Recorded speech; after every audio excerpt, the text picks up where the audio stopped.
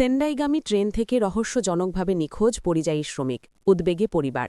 পূর্ব মেদিনীপুর জেলার কাঁথি দেশপ্রাণ ব্লকের আমতলিয়া গ্রাম পঞ্চায়েত এলাকার বারচণ্ডী ভেটি গ্রামের বাসিন্দা ৩৯ বছর বয়সী শেখ নূর মোহাম্মদ ট্রেন যাত্রার সময় নিখোঁজ হয়ে যাওয়ায় উদ্বেগের পরিস্থিতি তৈরি হয়েছে।